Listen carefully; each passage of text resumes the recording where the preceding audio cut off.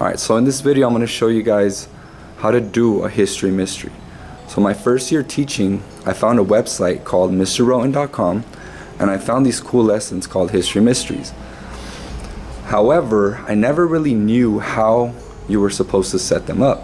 It wasn't until I got hired at Jurupa Middle School and I met Mr. Roten, who is the creator of these lessons. So when I went into his classroom and he showed me the setup, I was like, what the? I was doing it totally wrong this whole time. So I'm gonna show you guys how to set these up. By the way, if you've never done a history mystery, I'm gonna put a link down below to Mr. Roten's website. There's also a history mystery that I made on Lincoln, which again, I will also put that link in the description of this video. This is not a stations activity. So the best way that this works is kind of do it like a museum walkthrough. So as you can see, there's different exhibits and they all have a letter. And what the students do on their end is they have a worksheet that goes along with these different exhibits, which is right here. And so it looks like this. So this one is on Florence. It's called CSI Florence. Most of these history mysteries are murders, right? And the idea is that the students are real life investigators traveling back in time, right? A scenario like that where they got to try to figure out who murdered that person, or figure out the mystery of the topic. Sorry, we had a random bell go off. So as you can see here, one of the cool pieces about this is to make it look authentic, right? So here is one of the Medici brothers, right? He was stabbed to death, and their job is to try to figure out who is responsible for the murder of this Medici brother. Okay, so as you can see here, there's evidence, right? There's things that they're gonna have to read. There's different pictures. For example, this one concentrates on the type of wounds that he had, and it kind of shows that the people that try to murder him weren't really expert murderers, right? They didn't do a very good job. As a matter of fact, it shows them here how there were 19 stab wounds, and that the person that was stabbing this Medici brother even stabbed themselves, right? So again, different evidence is going to show different reasons for why a certain person, a certain individual is the one responsible, right? So the main idea here is that there's different theories. For this one, there's like 3 different theories about who is the one who murdered this Medici brother and tried to kill the other brother as well, the other Medici brother, right? So depending on whatever evidence they use, they're going to try to solve this mystery. So one of the coolest parts, like I said, is the setup, right? So one of the toughest things, and this is actually my first year in this classroom, I actually moved classrooms, is kind of try to figure out where do you have enough space in order for you to put the actual exhibits. So as you can see here, what I did is I taped them, because one of the annoyances of this lesson is that the students try to move the papers from one area to another, and then when they come over here, the next group of kids, then they have to try to find it, right? So I usually tape them down.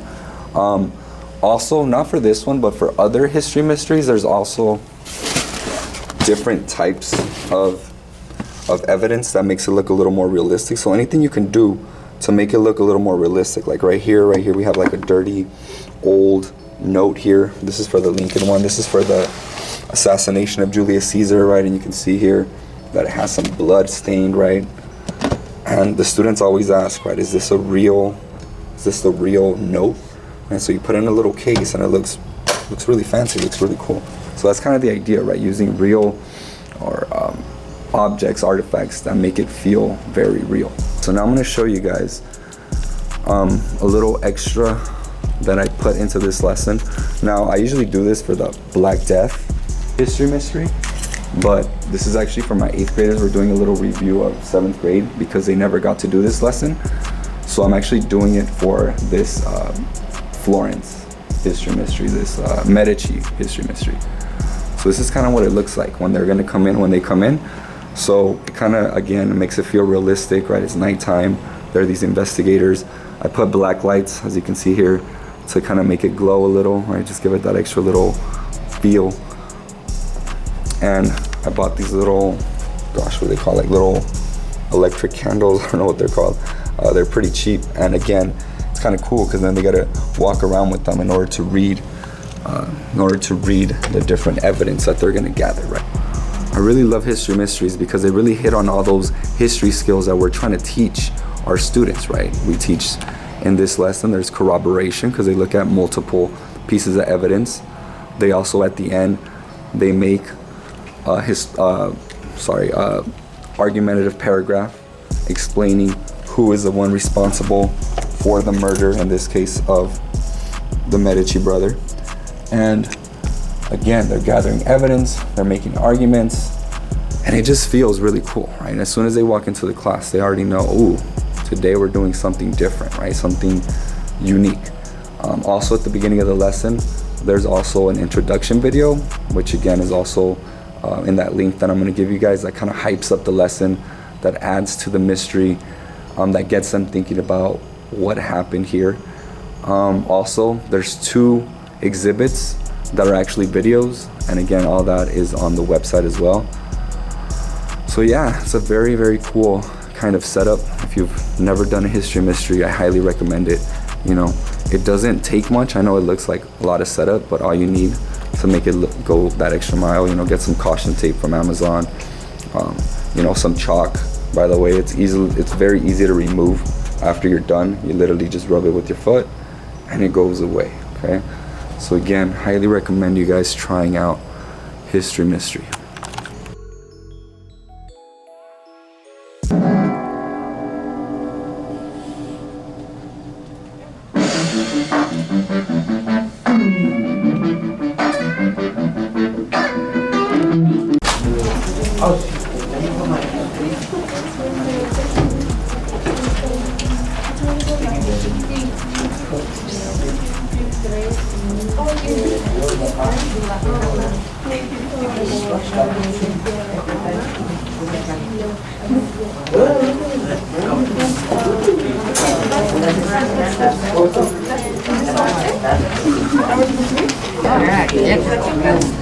That was made the cuchillo viene la plátano.